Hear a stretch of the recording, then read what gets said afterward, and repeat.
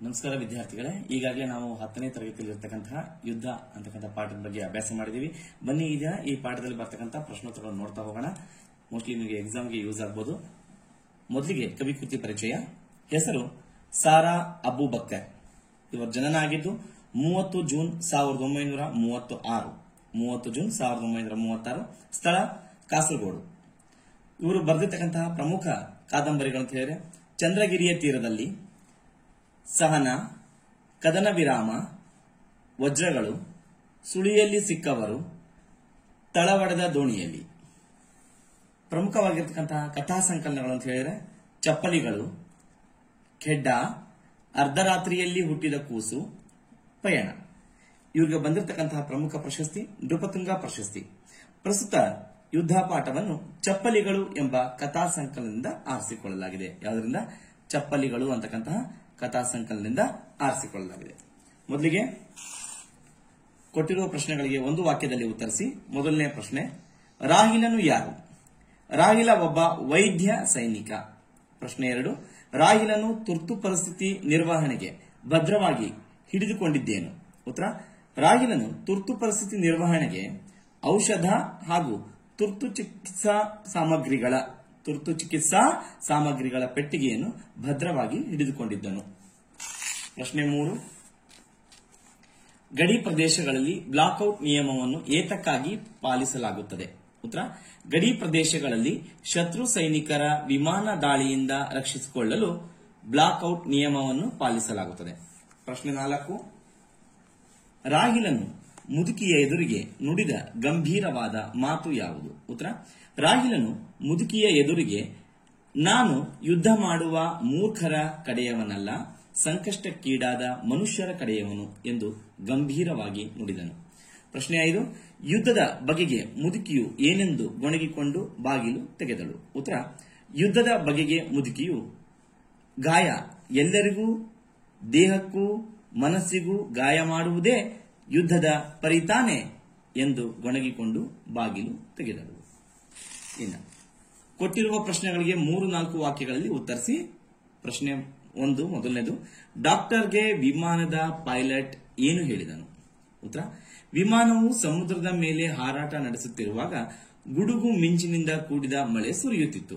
ಆಗ ವಿಮಾನದ pilot doctor ರಾಹಿಲ್ನನ್ನು ಕುರಿತು, ಡಾಕ್ಟರ್, ರೇಡಿಯೋ ಸಮನಾಗಿ ಕಾರ್ಯನಿರ್ವಹಿಸುತ್ತಿಲ್ಲ, ಗ್ರೌಂಡಿನೊಡನೆ ಸಂಪರ್ಕ ಬೆಳೆಸಲು ಸಾಧ್ಯವಾಗುತ್ತಿಲ್ಲ, ಎಲ್ಲಾದರೂ ಹೇಗಾದರೂ ಇಳಿಯೋಣವೆಂದರೆ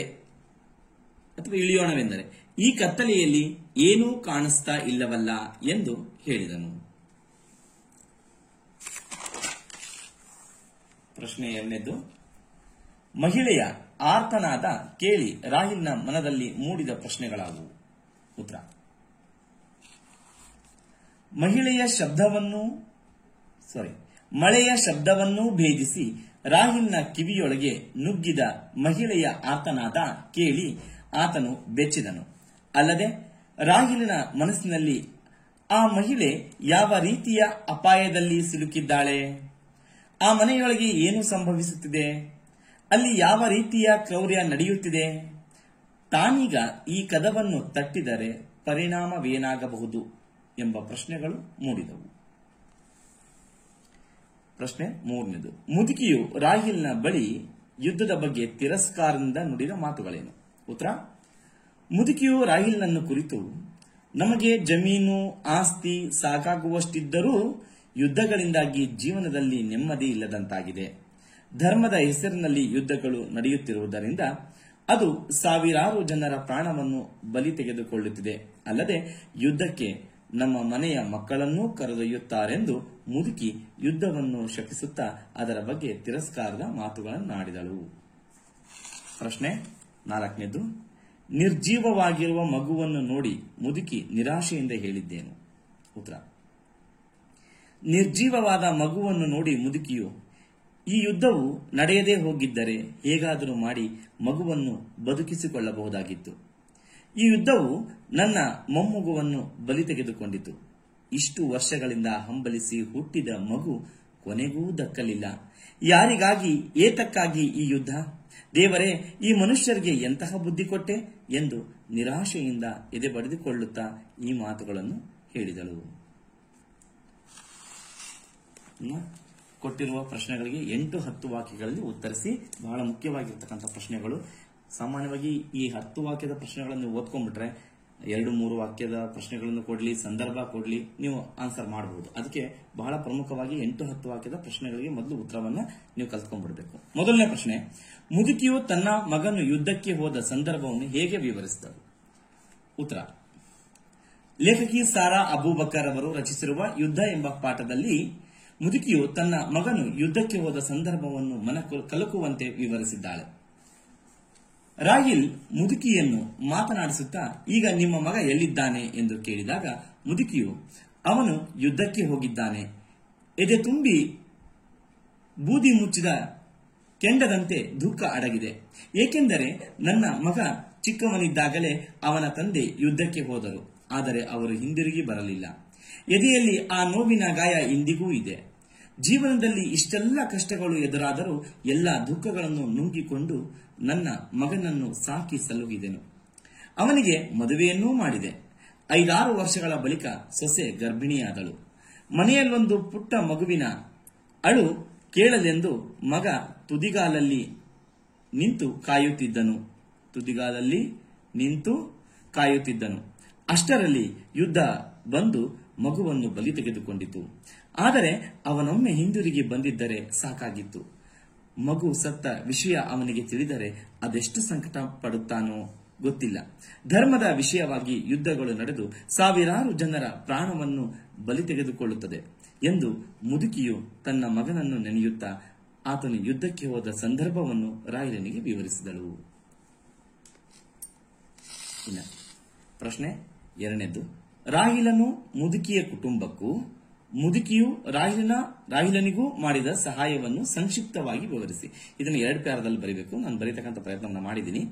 ಯುದ್ಧ ಎಂಬ ಪಾಠದಲ್ಲಿ ರಾಹಿಲ್ ಮತ್ತು ಮುದುಕಿ ತಾವು ಶತ್ರುಗಳೆಂಬುದನ್ನು ಮರೆತು ಪರಸ್ಪರ ಮಾನವೀಯತೆಯನ್ನು ಮೆರೆದ ಸಂದರ್ಭವನ್ನು ಲೇಖಕಿಯು ಮನೋಜ್ಞವಾಗಿ ವಿವರಿಸಿದ್ದಾರೆ. ನಾನು 2 ಪ್ಯಾರದಲ್ಲಿ ಬರೆದಿದ್ದೀನಿ. ಮೊದಲನೇದು ರಾಹಿಲ್ ಅವರಿಗೆ ಮಾಡಿರ್ತಕ್ಕಂಥ ಸಹಾಯ, ಆಮೇಲೆ ಮುದುಕಿ ರಾಹಿಲ್ಗೆ ಮಾಡಿರ್ತಕ್ಕಂಥ ಸಹಾಯ. ನೋಡ್ತಾ ಹೋಗೋಣ. ವೈಮಾನಿಕ ದಾಳಿಗೆ ತುತ್ತಾದ ರಾಹಿಲ್ ತನ್ನ ಕಾಲಿಗೆ ನೋವಾಗಿದ್ದರೂ ಸಹ ಹೆರಿಗೆ ನೋವಿನಿಂದ ನರಳುತ್ತಿದ್ದ ಮುದುಕಿಯ ಸೊಸೆಯನ್ನು ಕಂಡು ಆಕೆಯನ್ನು ಪರೀಕ್ಷಿಸಲು ಮುಂದಾದನು. ಹೆರಿಗೆ ನೋವಿನಿಂದ ಮುದುಕಿಯ ಸೊಸೆಯ ಸ್ಥಿತಿ ಬಹಳ ಗಂಭೀರವಾಗಿತ್ತು. ರಾಹಿಲ್ ಗಾಯದ ನೋವಿನಿಂದ ಬಳಲುತ್ತಿದ್ದರೂ ಸಹ ಅದನ್ನು ಲೆಕ್ಕಿಸದೆ ಸೊಸೆಯನ್ನು ಮತ್ತು ಮಗುವಿನ ಪ್ರಾಣವನ್ನು ಉಳಿಸಲು ಪ್ರಯತ್ನಿಸಿದನು. ಆದರೆ ಪರಿಸ್ಥಿತಿ ಕೈ ಮೀರಿದ್ದರಿಂದ ಕೇವಲ ಸೊಸೆಯ ಪ್ರಾಣವನ್ನು ಉಳಿಸುವಲ್ಲಿ ಮಾತ್ರ ಯಶಸ್ವಿಯಾದನು. ಇಲ್ಲಿ ರಾಹಿಲ್ ಶತ್ರು ದೇಶದವನಾದರೂ ಸಹ ಒಬ್ಬ ವೈದ್ಯನಾಗಿ ತನ್ನ ಕರ್ತವ್ಯವನ್ನು ನಿರ್ವಹಿಸಿದ್ದನ್ನು ಸ್ಮರಿಸಬಹುದು. ಇನ್ನು ಮುದುಕಿ ರಾಹಿಲ್ನಿಗೆ ಮಾಡಿರ್ತಕ್ಕಂಥ ಸಹಾಯ.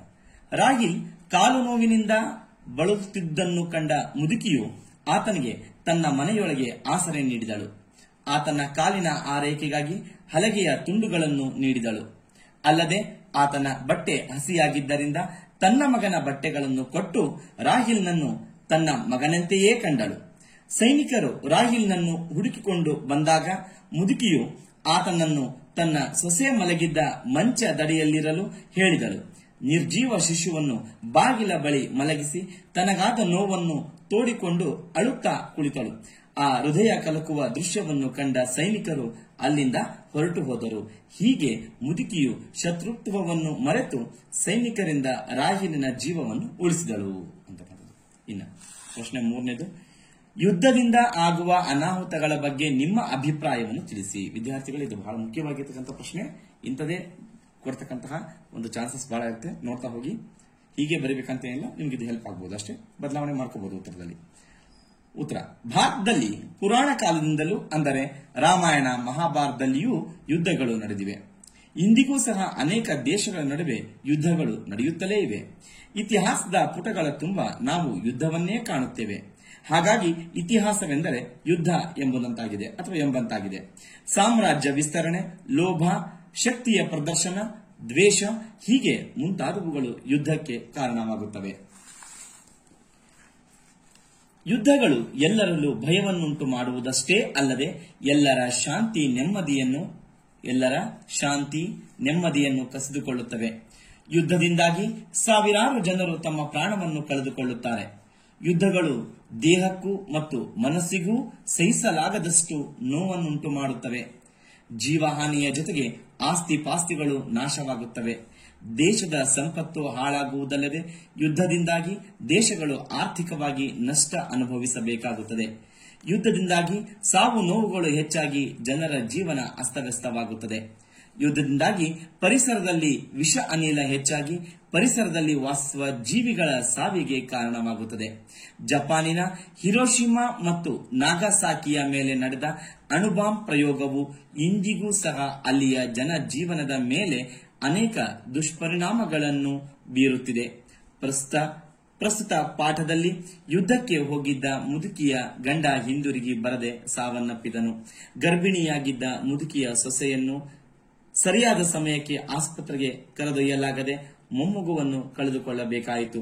ಯುದ್ಧಕ್ಕೆ ಹೋದ ಮಗ ಇನ್ನೂ ಹಿಂದಿರುಗಿಲ್ಲ. ಅಲ್ಲದೆ ಯುದ್ಧದಿಂದಾಗಿ ವೈದ್ಯನಾದ ರಾಹಿಲ್ನ ಕಾಲಿಗೆ ಪೆಟ್ಟಾಗಿ ನೋವಿನಿಂದ ನರಳುತ್ತಿದ್ದನು.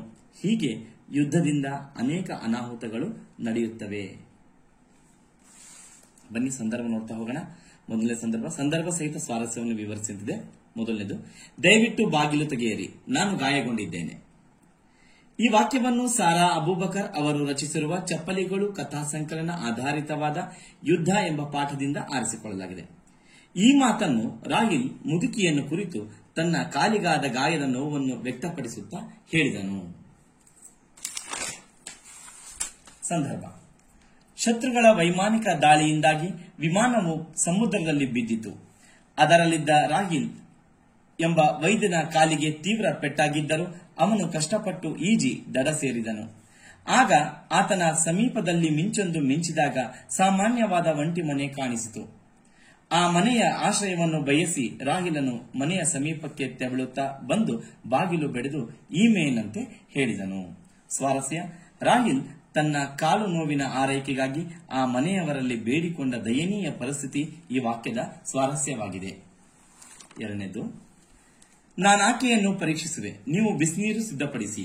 ಉತ್ತರ: ಈ ವಾಕ್ಯವನ್ನು ಸಾರಾ ಅಬೂಬಕರ್ ಅವರು ರಚಿಸಿರುವ ಚಪ್ಪಲಿಗಳು ಕಥಾ ಸಂಕಲನ ಆಧಾರಿತವಾದ ಯುದ್ಧ ಎಂಬ ಪಾಠದಿಂದ ಆರಿಸಿಕೊಳ್ಳಲಾಗಿದೆ. ಈ ಮಾತನ್ನು ರಾಹಿಲ್ ಮುದುಕಿಯನ್ನು ಕುರಿತು ಆಕೆಯ ಸೊಸೆಯನ್ನು ತಾನೇ ಉಪಚರಿಸುವುದಾಗಿ ಹೇಳಿದನು. ಸಂದರ್ಭ: ಮುದುಕಿಯ ಸೊಸೆ ಹೆರಿಗೆ ನೋವಿನಿಂದ ನರಳುತ್ತಿದ್ದಳು. ಗಡಿ ಪ್ರದೇಶದಲ್ಲಿ ಬ್ಲಾಕ್ಔಟ್ ನಿಯಮದಿಂದಾಗಿ ಅವರಿಗೆ ಆಸ್ಪತ್ರೆಗೆ ಹೋಗಲು ಸಾಧ್ಯವಾಗಲಿಲ್ಲ. ಅದೇ ಸಮಯಕ್ಕೆ ಗಾಯಗೊಂಡ ವೈದ್ಯ ರಾಹಿಲ್ ಆಶ್ರಯ ಪಡೆಯಲು ಮುದುಕಿಯ ಮನೆಗೆ ಬಂದನು. ಹೆರಿಗೆ ನೋವಿನಿಂದ ನರಳುತ್ತಿದ್ದ ಮುದುಕಿಯ ಸೊಸೆಯ ಸ್ಥಿತಿ ಗಂಭೀರವಾಗಿತ್ತು. ಹೀಗಾಗಿ ವೈದ್ಯನಾದ ರಾಹಿಲ್ ನೋವಿನಿಂದ ನರಳುತ್ತಿದ್ದ ಮುದುಕಿಯ ಸೊಸೆಯನ್ನು ಕಂಡು ಮುದುಕಿಗೆ ಈ ಮೇಲಿನಂತೆ ಹೇಳಿದನು. ಸ್ವಾರಸ್ಯ: ರಾಹಿಲನು ವೈದ್ಯನಾಗಿ ಮಾಡಬೇಕಾದ ಕರ್ತವ್ಯ ಮತ್ತು ಆತನಿಗಿದ್ದ ಸಮಯ ಪ್ರಜ್ಞೆ ಈ ವಾಕ್ಯದ ಸ್ವಾರಸ್ಯವಾಗಿದೆ. ಮೂರನೇದು, ಯುದ್ಧಕ್ಕೆ ಹೋದ ತನ್ನ ಮಗನ ಕಣ್ಣುಗಳಂತೆ ಇವೆಯಲ್ಲ. ಉತ್ತರ: ಈ ವಾಕ್ಯವನ್ನು ಸಾರಾ ಅಬೂಬಕರ್ ಅವರು ರಚಿಸಿರುವ ಚಪ್ಪಲಿಗಳು ಕಥಾ ಸಂಕಲನ ಆಧಾರಿತವಾದ ಯುದ್ಧ ಎಂಬ ಪಾಠದಿಂದ ಆರಿಸಿಕೊಳ್ಳಲಾಗಿದೆ. ರಾಹಿಲ್ನ ಕಣ್ಣುಗಳನ್ನು ಕಂಡ ಮುದುಕಿಯು ತನ್ನ ಮಗನನ್ನು ನೆನೆದು ಈ ಮಾತನ್ನು ಹೇಳಿದಳು. ಸಂದರ್ಭ: ಸೈನಿಕರು ಬಂದು ಬಾಗಿಲು ತಟ್ಟಿದಾಗ ತನ್ನ ಮನೆಗೆ ಬಂದಿರುವವನು ತಮಗೂ ತನ್ನ ದೇಶಕ್ಕೂ ದ್ರೋಹ ಬಗೆಯುವವನು ಅಥವಾ ಶತ್ರು ದೇಶದವನು ಎಂದು ಮುದುಕಿಗೆ ಖಚಿತವಾಯಿತು. ಬಾಗಿಲ ಬಳಿ ಬಂದು ಮುದುಕಿಯು ರಾಹಿಲ್ನ ಮುಖವನ್ನು ದಿಟ್ಟಿಸಿ ನೋಡಿದಳು. ಅವನ ಕಣ್ಣುಗಳಲ್ಲಿ ಅಸಹಾಯಕತೆ ಹಾಗೂ ಧನ್ಯತೆಯ ಭಾವನೆ ಎದ್ದು ಕಾಣುತ್ತಿತ್ತು. ಅವನ ಕಣ್ಣುಗಳು ತನ್ನ ಮಗನ ಕಣ್ಣುಗಳಂತೆಯೇ ಇದ್ದುದನ್ನು ಕಂಡು ತನ್ನ ಮಗನನ್ನು ನೆನೆಯುತ್ತಾ ಈ ಮೇನಂತೆ ಹೇಳಿದಳು. ಸ್ವಾರಸ್ಯ: ಶತ್ರು ದೇಶದ ಸೈನಿಕನಾದ ರಾಹಿಲ್ನನ್ನು ತನ್ನ ಮಗನಂತೆ ಕಂಡು ಆತನಿಗೆ ಪ್ರೀತಿ ಮತ್ತು ಕಾಳಜಿ ತೋರಿಸಿರುವುದು ಈ ವಾಕ್ಯದ ಸ್ವಾರಸ್ಯವಾಗಿದೆ ಅಂತಕ್ಕಂಥದ್ದು. ಇನ್ನ ನಾಲ್ಕನೇದು, ನನ್ನ ಮೊಮ್ಮಗುವಿನ ಹೆಣವಿದೆ ಅಲ್ಲಿ, ಅದನ್ನು ನೋಡಿ. ಈ ವಾಕ್ಯವನ್ನು ಸಾರಾ ಅಬೂಬಕರ್ ರಚಿಸಿರುವ ಚಪ್ಪಲಿಗಳು ಕಥಾ ಸಂಕಲನ ಆಧಾರಿತವಾದ ಯುದ್ಧ ಎಂಬ ಪಾಠದಿಂದ ಆರಿಸಿಕೊಳ್ಳಲಾಗಿದೆ. ಈ ಮಾತನ್ನು ಮೊಮ್ಮಗುವನ್ನು ಕಳೆದುಕೊಂಡು ದುಃಖ ತಪ್ತಳಾದ ಮುದುಕಿಯು ಸೈನಿಕರಿಗೆ ಹೇಳಿದಳು. ಸಂದರ್ಭ: ವೈಮಾನಿಕ ದಾಳಿ ನಡೆಸಿದ ಸೈನಿಕರು ಶತ್ರುಗಳನ್ನು ಹುಡುಕುತ್ತಾ ಮುದುಕಿಯ ಮನೆಗೆ ಬಂದು ಬಾಗಿಲು ತಟ್ಟಿದರು. ರಾಹಿಲನ ಜೀವವನ್ನು ಉಳಿಸುವ ಸಲುವಾಗಿ ಮೊಮ್ಮಗುವಿನ ಹೆಣವನ್ನು ಬಾಗಿಲ ಬಳಿ ಇಟ್ಟು ಬಾಗಿಲನ್ನು ತೆರೆದಳು. ಆಗ ಗಾಯಗೊಂಡ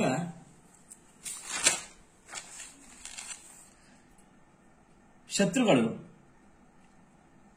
ಈ ಕಡೆಗೆ ಬಂದಿದ್ದಾರೆಯೇ ಎಂದು ಕೇಳುತ್ತಾ ಮನೆಯೊಳಗೆ ನುಗ್ಗಿದಾಗ ಮುದುಕಿಯು ಸತ್ತ ಮಗುವನ್ನು ತೋರಿಸುತ್ತಾ ಸೈನಿಕರನ್ನು ಕುರಿತು ಈ ಮೇಲಿನಂತೆ ಹೇಳಿದಳು. ಸ್ವಾರಸ್ಯ: ಸೈನಿಕರಿಂದ ರಾಹಿಲ್ನನ್ನು ಕಾಪಾಡುವುದು ಹಾಗೂ ಯುದ್ಧದಿಂದಾಗಿ ಮೊಮ್ಮಗುವನ್ನು ಕಳೆದುಕೊಂಡ ಮುದುಕಿಯ ಮಾನಸಿಕ ವ್ಯಥೆ ಈ ವಾಕ್ಯದ ಸ್ವಾರಸ್ಯವಾಗಿದೆ. ಇನ್ನು ಕೊಟ್ಟಿರುವ 4 ಉತ್ತರಗಳಲ್ಲಿ ಸರಿಯಾದ ಉತ್ತರವನ್ನು ಆರಿಸಿ ಬರೆಯಿರಿ ಅಂತಿದೆ. ನಾನು ನೇರವಾಗಿ ಉತ್ತರನೇ ಬರೆದು ಬಿಟ್ಟಿದ್ದೀನಿ, ಬಿಟ್ಟ ಸ್ಥಳ ಇದು. ರಾಹಿಲನ ದೇಹದಲ್ಲಿ ಡ್ಯಾಶ್ ಸಂಚಾರವಾದಂತಾಯಿತು ಇದೆ ಹೊಸ ರಕ್ತ. ನರಳಾಟದ ಬೆನ್ನಲ್ಲೇ ಹಿರಿಯ ಹೆಂಗಸೊಬ್ಬಳ ಸಾಂತ್ವನ ಕೇಳಿ ಬಂತು. ಮುದುಕಿ ಮತ್ತು ಸೊಸೆಯ ಡ್ಯಾಶ್ ಇದೆ ರೋದನ ಮನೆಯ ಮೂಲೆ ಮೂಲೆಗಳಲ್ಲಿ ಅಥವಾ ಮೂಲೆ ಮೂಲೆಯಲ್ಲಿ ಪ್ರತಿಧ್ವನಿಸಿತು. 4ನೇದು, ಯಾರಾದರೂ ಗಾಯಗೊಂಡ ಡ್ಯಾಶ್ ಅಂದ್ರೆ ಸೈನಿಕರು ಈ ಕಡೆ ಬಂದಿದ್ದಾರೆಯೇ. 5ನೇದು, ಮನೆಯಲ್ಲೊಂದು ಪುಟ್ಟ ಮಗುವಿನ ಅಳು ಕೇಳಲು ನನ್ನ ಮಗನು ಡ್ಯಾಶ್ ಇದೆ ಅಲ್ಲಿ ಮಗನು ತುದಿಗಾಲಲ್ಲಿ ನಿಂತು ಕಾಯುತ್ತಿದ್ದನು ಅಂತ ಉತ್ತರ. ಇನ್ನ ಕೊಟ್ಟಿರುವ ಪದಗಳಲ್ಲಿ ವಿಜಾತೀಯ ಸಂಯುಕ್ತಾಕ್ಷರಗಳನ್ನು ಆರಿಸಿ ಬರೆಯದಂತಿದೆ. ನಾನು ಬರೆದಿದ್ದೀನಿ ಕಾರ್ಯ, ಶಸ್ತ್ರ, ಸ್ಫೋಟಿಸು, ಅದ್ಭುತ, ಡಾಕ್ಟರ್. ಇವೆಲ್ಲವೂ ಈ ಪದದಲ್ಲಿ ಇರತಕ್ಕಂತಹ ಇದು ಎಲ್ಲ ಪದಗಳನ್ನು ಕೊಟ್ಟಿದ್ದಾರೆ. ಅದರಲ್ಲಿ ವಿಜಾತೀಯ ಪದಗಳು ಇದು ಉತ್ತರ. ಇದು ನೀಡಿರುವ ಪದಗಳಲ್ಲಿ ಅವರ್ಗೀಯ ವ್ಯಂಜನಾಕ್ಷರಗಳನ್ನು ಆರಿಸಿ ಬರೆಯಿರಿ. ಅವರ್ಗೀಯ ಅಂತ ನಿಮ್ಗೆ ಗೊತ್ತಾಗಬೇಕು. ಯಾರ, ಲಾಭ, ಶೇಷ, ಸಹಾಳ. ಅದರಲ್ಲಿ ಯಾವ ಅಕ್ಷರ ಇದೆ ಆರಿಸಿ ಬರಬೇಕು. ಸಮನಾಗಿ ಅಂತಿದೆ, ಅದರಲ್ಲಿ ಅವರ್ಗೀಯ ಸ. ದೇಶ ಶ. ಮನೆಯ ಇದೆ ಯ. ರೋದನ ಇದೆ ರೋ. ಬಳಿಕ ಇದೆ ಳಿ. ನೆಲ ಲ. ಮದುವೆ ವೆ. ಮಾನುಷ ಶ. ಹೊತ್ತು ಹೋ. ಒಳಗೆ ಅದರಲ್ಲಿ ಳ. ಮೊದಲೆರಡು ಪದಗಳಿಗಿರುವ ಸಂಬಂಧದಂತೆ 3ನೆಯ ಪದಕ್ಕೆ ಸರಿಯಾದ 4ನೆಯ ಪದವನ್ನು ಬರೆಯಿರಿ. ಸರಿ ಹೊಂದುವ 4ನೆಯ ಪದವನ್ನು ಬರೆಯಿರಿ ಎಂದರೆ ಕ ಗ ಅಲ್ಪ ಪ್ರಾಣಾಕ್ಷರಗಳು, ಅದೇ ರೀತಿ ಛ ಝ ಮಹಾಪ್ರಾಣಾಕ್ಷರಗಳು. ವರ್ಗೀಯ ವ್ಯಂಜನಾಕ್ಷರಗಳು 25 ಇದಾವೆ ಅಂತ ಹೇಳಿದ್ದಾರೆ. ಅವರ್ಗೀಯ ವ್ಯಂಜನಾಕ್ಷರಗಳು ಎಷ್ಟಿದಾವೆ ಅಂತ ಕೇಳಿದರೆ 9. ಆ, ಈ, ಉ ಇವೆಲ್ಲ ದೀರ್ಘ ಸ್ವರಗಳಾದರೆ ಅ, ಇ, ಉ, ರು ಇವೆಲ್ಲ ರಸ ಸ್ವರಗಳು. ಇನ್ನು 4ನೇದು ಸ್ವರಗಳು ಒಟ್ಟು 13. ಯೋಗವಾಹಗಳು ಎಷ್ಟು ಅಂತ ಕೇಳಿದರೆ 2. ಕೊನೆಗೆ ಪಾಠದಲ್ಲಿ ಬಂದಿರುವ ಇಂಗ್ಲಿಷ್ ಪದಗಳನ್ನು ಪಟ್ಟಿ ಮಾಡಿ ಅಂತ ಹೇಳಿದ್ದಾರೆ. ನಾನು ನೋಡಿದ್ದೀನಿ, ಪಟ್ಟಿ ಮಾಡಿದ್ದೀನಿ. 1 2 ಅಕಸ್ಮಾತ್ ಬಿಟ್ಟಿದ್ರೆ ನೋಡ್ಕೊಳ್ಳಿ. Doctor, radio, ground, pilot, blackout, please, bomb, sir ಇವೆಲ್ಲ ಇಂಗ್ಲಿಷ್ ಪದಗಳು. ಈ ಪ್ರಶ್ನೋತ್ತರಗಳು ಬಹಳ ಮುಖ್ಯ ಅಂತ ಹೇಳಿದೀನಿ. ಅದರಲ್ಲಿ 10 ವಾಕ್ಯ ನೋಡ್ಕೊಂಡ್ಬಿಟ್ರೆ ನಿಮಗೆಲ್ಲ ಈಸಿ ಆಗ್ತಾನೆ. ನಮಸ್ಕಾರ.